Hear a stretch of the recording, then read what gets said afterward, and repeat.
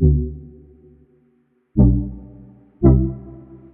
everyone, welcome to TFBTV. I'm here at the beautiful High Bar Homeland at the very highly anticipated FDC launch with ZEV and Magpul. I'm here with Ben. Ben, how you doing? Good. How are you? I am Glad excellent. to have you guys here. Very happy to be here. We've been here for a few days now, kind of winding down. Got to experience a lot of really cool stuff.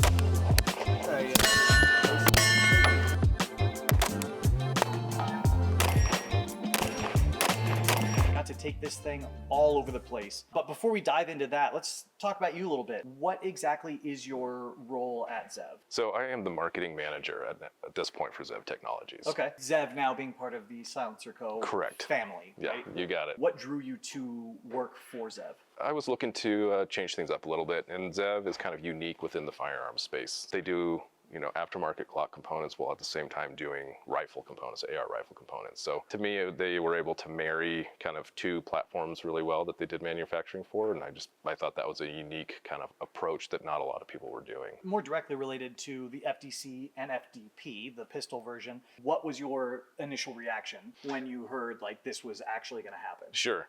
Well, I think as myself, as with a lot of your viewers and a lot of other people, saw this thing launch in 2008. For this many years to go by and to kind of see it coming to fruition, I was pretty excited that this platform kind of in its final design iteration was going to become a reality, and that we actually got to be a part of it, which was kind of a big deal. Within your personal use case, where do you see the FDC or FTP? Sure. To be honest, the more I carry a gun, the less I want to carry a gun. I've become lazy with it, right? So this has kind of found itself in this sweet spot where you really can throw it in a backpack. You can throw it in your truck kind of in open sight, and no one's going to recognize it for what it is. You still get the peace of mind of carrying, having a weapon on you at all times. You're right. No one will recognize what it is, except for other people that are like, sure, sick, dude. Yeah. But then you have people going like, bro, let me see your gun. You're like, first of all, keep it down. Lower your voice. What particular role did ZEV play in the development of this? What was interesting about this when it was launched in 2008 is that it was basically a host system, right? They did it to host a Glock. But once the OZ-9 launched, ZEV's pistol, I think that Magpul realized, like, oh, here's an opportunity to take the technology that ZEV has already developed with their OZ-9 chassis system and apply it to the FMG or FDC and turn it into a standalone weapon system. This thing utilizes a version of the chassis that we use in our OZ-9 pistols. Just something that I wanted to touch on too, that Drake, who we're all familiar with from that initial video, has said several times while we're here, it didn't take almost 20 years to develop this. Correct. It just wasn't being developed, and then it was, right? Do you know about how long that development process took? From ZEV's perspective, probably about a couple of years. And what was the most difficult part of getting that off the ground? Was it more on the engineering design side or on the legal side? I'd say it's probably 50-50 split. So legally getting this thing designated correctly, and so we were all kind of operating under the right terminology with it and what it is. There were definitely some design and engineering kinks to work through. So there was a number of different hurdles that we had to get through, but both teams on the Magpul and the ZEV side are incredibly talented and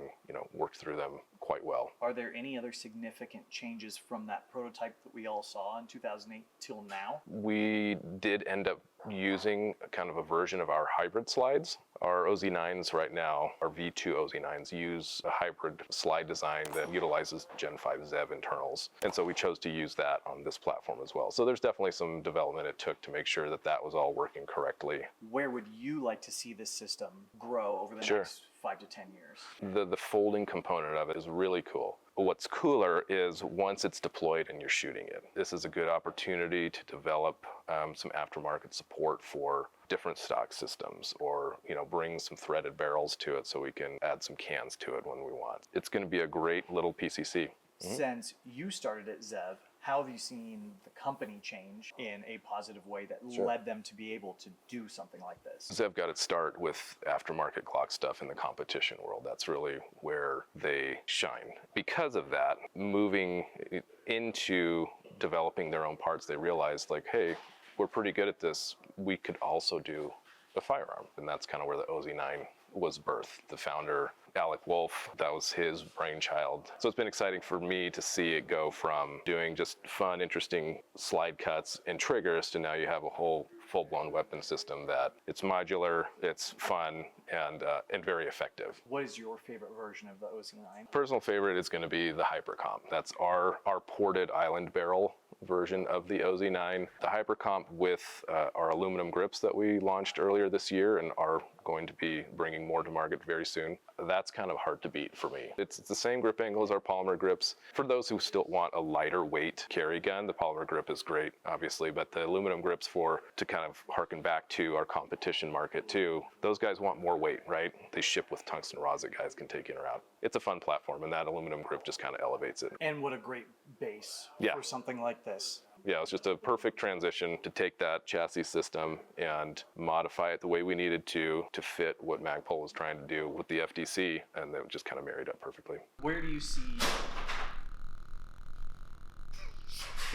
This is the FDC variant, so the one that we're going to be launching with first. The pistol will come later, but one of the biggest distinctions is you can see this is the buttstock portion of it. It is fixed on the FDC. On the FTP, this is going to actually fold into the stock itself, and we'll have a sling swivel on the back. We've got kind of ambidextrous charging and deployment here. So to deploy, you just push straight back, and then when you're ready to charge, you can pull it open like this. So I personally prefer to do it, deploy it with my support hand. So I just put my index finger here, open it up, and then it's already on the charging handle. It does have a manual safety. To break it back down, you start with the grip here, push that button up, come back here to the top of the stock, push that, and then it will just fold up on its own.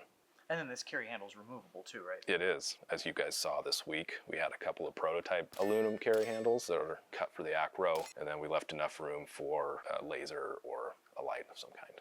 When this thing is stowed away and the safety is on, there's no way it's going off. So it's an incredibly safe platform to keep one in the pipe and not have to worry about. Cool. Thank you so much for sitting down and talking to us, Ben. My pleasure, man. We have had a great time here. Make sure you guys keep looking out. We have more stuff coming from Magpul and ZEV. See you around.